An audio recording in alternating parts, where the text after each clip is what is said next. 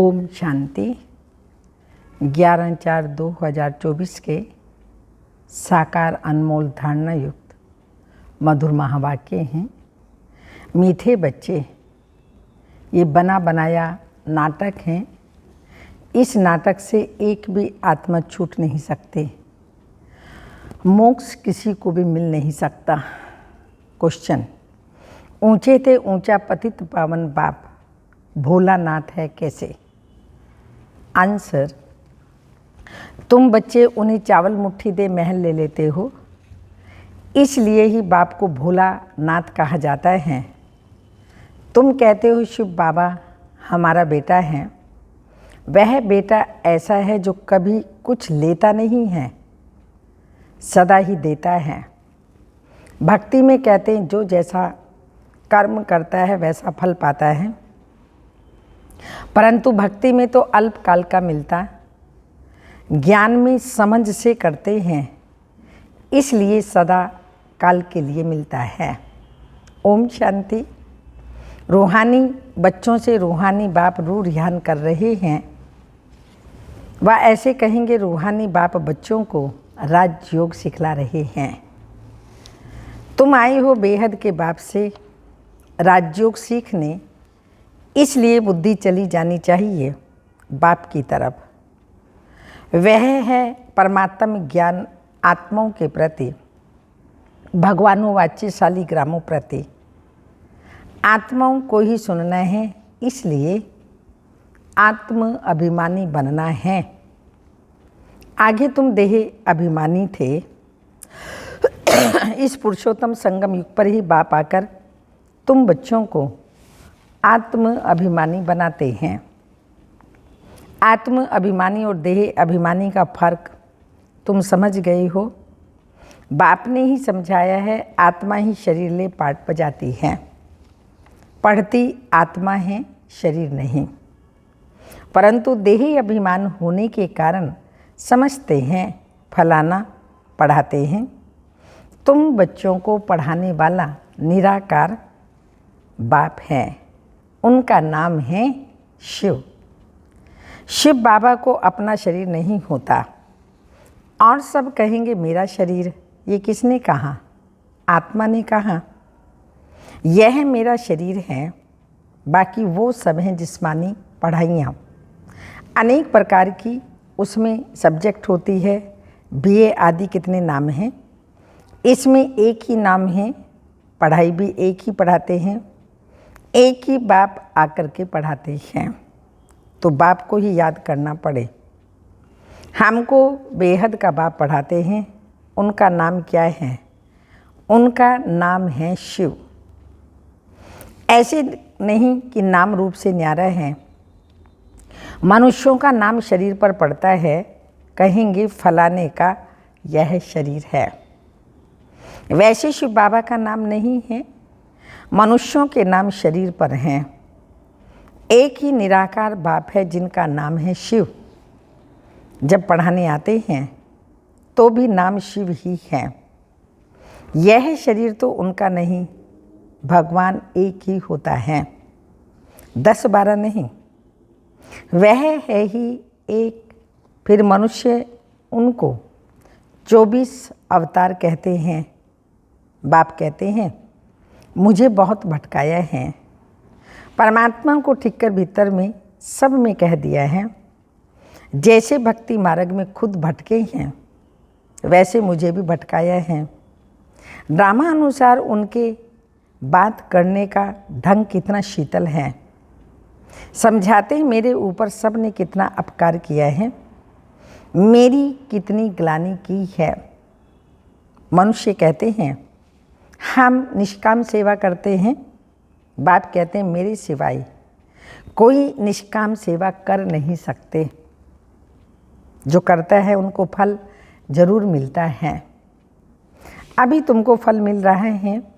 गायन है भक्ति का फल भगवान आकर के देंगे, क्योंकि भगवान है ही ज्ञान का सागर। भक्ति में आधा कल्प तुम कर्म कांड करते आए हो। अब यह ज्ञान है पढ़ाई। पढ़ाई मिलती है एक बार और एक ही बाप से।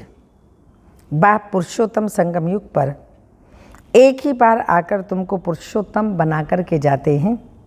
यह है ज्ञान और वह है भक्ति। आधा कल्प तुम भक्ति करते थे, अब जो भक्ति नहीं करते उनको वहम पड़ता है, पता नहीं भक्ति नहीं की तब फलाना मर गया, बीमार हो गया, परंतु ऐसे नहीं हैं। बाप कहते हैं बच्चे, तुम पुकारते आए हो, आप आकर पतितों को पावन बनाओ, सबकी सद्गति करो, तब मैं आया हुआ हूँ। भक्ति अलग है, ज्ञान अलग है। भक्ति से आधा कल्प होती है रात और ज्ञान से आधा कल्प के लिए होता है दिन। राम राज्य और रावण राज्य दोनों बेहद है, दोनों का टाइम बराबर है। इस समय भोगी होने कारण दुनिया की वृद्धि जास्ती होती है, आयु भी कम होती है। वृद्धि जास्ती ना हो उसके लिए फिर प्रबंध रचते हैं। तुम बच्चे जानते हो, इतनी बड़ी दुनिया को कम करना ये बाप का ही काम है। बाप आते ही हैं कम करने, पुकारते भी हैं बाबा आकर अधर्म विनाश करो, अर्थात सृष्टि को कम करो। दुनिया तो जानती ही नहीं है बाप कितना कम कर देते हैं। विनाश करो अर्थात सृष्टि को कम करो। थोड़े मनुष्य रह जाते हैं, बाकी सब आत्माएं अपने घर चली जाती हैं। फिर नंबरवार पार्ट बजाने आती हैं। नाटक में जितना पार्ट देरी से होता है वो घर से भी देरी से ही आते हैं। अपना धंधा आदि पूरा कर बाद में आते हैं। नाटक वाले भी अपना धंधा करते हैं, फिर समय पर नाटक में आ जाते हैं पार्ट बजाने। तुम्हारा भी ऐसे ही है। पिछाड़ी में जिनका पार्ट है वो पिछाड़ी में आते हैं। जो पहले पहले शुरू के पार्टधारी हैं वह सतयुग में आते हैं। पिछाड़ी वाले देखो तो तभी आते ही सभी आते ही रहते हैं। तालियां पिछाड़ी तक आती रहती हैं। इस समय तुम बच्चों को ज्ञान की बातें समझाई जाती हैं और सवेरे याद में बैठते हो, वह है ड्रिल। आत्मा को अपने बाप को याद करना है। योग अक्षर छोड़ दो, इसमें मूझते हैं। कहते हैं हमारा योग नहीं लगता। बाप कहते हैं अरे बाप को तुम याद नहीं कर सकते हो, क्या ये अच्छी बात है? याद नहीं करेंगे तो पावन कैसे बनेंगे? बाप है ही पतित पावन। बाप आकर ड्रामा के आदि मध्य अंत का राज समझाते हैं। ये वैरायटी धर्म और वैरायटी मनुष्यों का वृक्ष है। सारी सृष्टि के जो भी मनुष्य मात्र हैं सब पाठधारी हैं। कितने ढेर मनुष्य हैं, हिसाब निकालते हैं। एक वर्ष में इतने करोड़ पैदा हो जाएंगे, फिर इतनी जगह ही कहाँ है? तब बाप कहते हैं मैं आता ही हूँ लिमिटेड नंबर करने। जब सभी आत्माएं ऊपर से आ जाती हैं, हमारा घर खाली हो जाता है, बाकी भी जो बचत है वह भी आ जाती है। झाड़ कभी सूखता नहीं, चलता आता है। पिछाड़ी में जब वहाँ कोई रहता नहीं, फिर सभी जाएंगे। नई दुनिया में कितने थोड़े थे, अब कितने ढेर हैं। शरीर तो सबका बदलता जाता है, वह भी जन्म वही लेंगे जो कल्प कल्प लेते हैं। ये वर्ल्ड ड्रामा कैसे चलता है सिवाय बाप के कोई समझा न सके। तो बच्चों में भी नंबरवार पुरुषार्थ अनुसार ही समझाते हैं। बेहद का नाटक कितना बड़ा है, कितनी समझने की बातें हैं। बेहद का बाप तो ज्ञान का सागर है, बाकी तो सब लिमिटेड है। वेद शास्त्र आदि कुछ बनाते हैं, जास्ती तो कुछ बनेगा नहीं। तुम लिखते जाओ शुरू से लेकर कितनी लंबी चौड़ी गीता बन जाए, सब छपता जाए तो मकान से भी बड़ी गीता बन जाए। इसलिए बड़ाई दी है, सागर से शाही बना दो। हाँ, जितने भी वृक्ष हैं उनको कलम बना दो, धरती को कागज बना दो। सरस्वती विद्या की देवी बैठ कर के लिखे तो परमात्मा की इतनी महिमा है अपरम अपार जो लिखी ना जाए। फिर कह देते हैं चिड़ियाओं ने सागर को हप किया। तुम चिड़ियाए हो, सारे ज्ञान सागर को हप कर रही हो। तुम अभी ब्राह्मण बने हो, तुमको अब ज्ञान मिला है, ज्ञान से तुम सब कुछ जान गए हो। कल्प कल्प तुम यहाँ पढ़ाई पढ़ते हो, उसमें कुछ कम जास्ती नहीं होना है। जितना जो पुरुषार्थ करते हैं उनकी उतनी प्रारब्ध बनती है। हर एक समझ सकते हैं हम कितना पुरुषार्थ कर कितना पद पाने के लायक बन रहे हैं। स्कूल में भी नंबरवार इम्तिहान पास करते हैं, सूर्यवंशी चंद्रवंशी दोनों बनते हैं। जो नापास होते हैं वह चंद्रवंशी बनते हैं। कोई जानते ही नहीं कि राम को बाण क्यों दिया है। मारा मारी की हिस्ट्री बना दी है। इस समय है ही मारा मारी। तुम जानते हो जो जैसा कर्म करते हैं उनको ऐसा फल मिलता है। इस समय है मारा मारी। जैसे कोई हॉस्पिटल बनाते हैं तो दूसरे जन्म में उनकी आयु बड़ी और तंदुरुस्त तो होंगे। कोई धर्मशाला स्कूल बनाते तो उनको आधा कल्प का सुख मिलता है।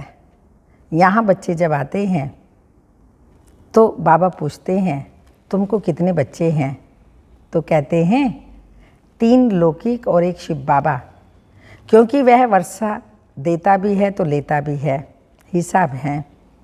उनको लेने का कुछ नहीं, वो दाता है। चावल मुट्ठी देकर तुम महल लेते हो। इसलिए भोलानाथ है, पतित पावन ज्ञान सागर है। अब बाप कहते हैं ये भक्ति के जो शास्त्र हैं उनका सार समझाता हूँ। भक्ति का फल होता है आधा अल्पकाल का। सन्यासी कहते हैं सुख कागविष्टा के समान है, इसलिए घर बार छोड़ जंगल में चले जाते हैं। कहते हैं हमको स्वर्ग के सुख नहीं चाहिए, जो फिर नरक में आना पड़े, हमको मोक्ष चाहिए। परंतु याद रखो ये बेहद का नाटक है। इस नाटक से कोई भी आत्मा छूट नहीं सकती। भगवान को ही एक बार आना पड़ता है, भले रीइंकार्नेशन होता है। आत्मा ही चाहे इस जन्म मरण के चक्कर से छूट जाए, ऐसा नहीं हो सकता। कोई भी आत्मा को मोक्ष नहीं मिल सकता, क्योंकि आत्मा एक्टर हैं। इस सृष्टि रूपी रंगमंच पर शरीर धारण कर पार्ट बजाती हैं। तो ये बना बनाया नाटक है। तब गाते हैं बनी बनाई बन रही अब कछु बननी नहीं, चिंता ताकि कीजिए जो अनहोनी होए। परंतु भक्ति मार्ग में चिंता करनी पड़ती है।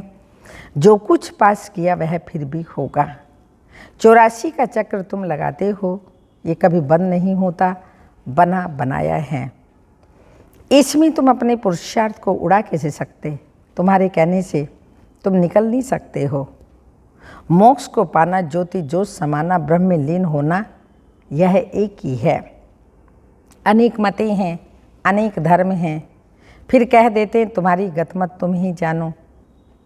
तुम्हारी श्रीमत से सदगति मिलती है सो तो तुम ही जानते हो। तुम जब आओ तब हम भी जाने और हम फिर पावन भी बने। पढ़ाई पढ़ें और हमारी सदगति हो। जब सदगति हो जाती है तो फिर कोई बुलाते ही नहीं। इस समय सबके ऊपर दुखों के पहाड़ गिरने हैं। खूने नाही खेल दिखाते हैं और गोवर्धन पहाड़ भी दिखाते हैं। उंगली से पहाड़ उठाया, तुम इसका अर्थ जानते हो। तुम थोड़े से बच्चे इस दुखों के पहाड़ को हटाते हो, दुख भी सहन करते हो। तुमको वशीकरण मंत्र सभी को देना है। कहते हैं तुलसीदास चंदन घिसे आदि आदि, तिलक राजाई का तुमको मिलता है अपनी अपनी मेहनत से। तुम राजाई के लिए पढ़ रहे हो। राजयोग जिससे राजाई मिलती है वो पढ़ाने वाला एक ही बाप है। अब तुम घर बैठे हो। ये दरबार नहीं है, दरबार उसको कहा जाता है जहाँ राजाएं महाराजाएं मिलते हैं। ये पाठशाला है। समझाया जाता है कोई ब्राह्मणी विकारी को नहीं ले आ सकती, पतित वायुमंडल को खराब करेंगे, इसलिए अलाउ नहीं करते। जब पवित्र बने तब अलाउ किया जाए। अभी कोई कोई को अलाउ करना पड़ता है। अगर यहाँ से जाकर पतित बने तो धारणा नहीं होगी। यह हुआ अपने आप को श्रापित करना। विकार है ही रावण की मत। राम की मत छोड़ रावण की मत से विकारी बन पत्थर बन पड़ते हैं। ऐसे गरुड़ पुराण में बहुत रोचक बातें लिख दी हैं। बाप कहते हैं मनुष्य मनुष्य ही बनता है, जानवर आदि नहीं बनता। पढ़ाई में कोई अंधश्रद्धा की बात नहीं होती। तुम्हारी ये पढ़ाई है, स्टूडेंट पढ़कर पास होकर के कमाते हैं। अच्छा, मीठे मीठे सिक्के लदे बच्चों प्रति माता पिता बाप दादा का याद प्यार, गुड मॉर्निंग डायमंड मॉर्निंग। रूहानी बाप की रूहानी बच्चों को नमस्ते। हम रूहानी बच्चों की रूहानी माता पिता बाप दादा को याद प्यार, गुड मॉर्निंग डायमंड मॉर्निंग, ओम नमस्ते। धारणा के लिए मुख्य सार हैं। वशीकरण मंत्र सबको देना है। पढ़ाई की मेहनत से राजाई का तिलक लेना है। इन दुखों के पहाड़ को हटाने में अपनी उंगली देनी है। सेकंड पॉइंट, संगम युग पर पुरुषोत्तम बनने का पुरुषार्थ करना है।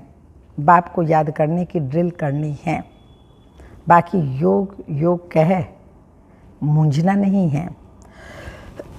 वरदान, सेवा में विघ्नों की उन्नति की सीढ़ी समझ। सेवा में विघ्नों को उन्नति की सीढ़ी समझ। आगे बढ़ने वाले निर्विघ्न सच्चे सेवाधारी भाव। स्पष्टीकरण, सेवा ब्राह्मण जीवन का सदा निर्विघ्न बनाने का साधन भी है और सेवा में ही विघ्नों का पेपर भी ज़्यादा आता है। निर्विघ्न सेवाधारी को सच्चा सेवाधारी कहा जाता है। विघ्न आना यह भी ड्रामा में नूंद है। आने ही हैं और आते ही रहेंगे, क्योंकि यह विघ्न व पेपर अनुभवी बनाते हैं। इसको विघ्न ना समझ, अनुभव की उन्नति हो रही है, इस भाव से देखो तो उन्नति की सीढ़ी अनुभव होगी और आगे बढ़ते रहेंगे। स्लोगन, विघ्न रूप नहीं विघ्न विनाशक बनो। विघ्न रूप नहीं विघ्न विनाशक बनो। अव्यक्त इशारा है। सदैव यही कोशिश करनी है मेरी चलन संकल्प वाणी हर कर्म सुखदायी हो। यह है ब्राह्मण कुल की रीति।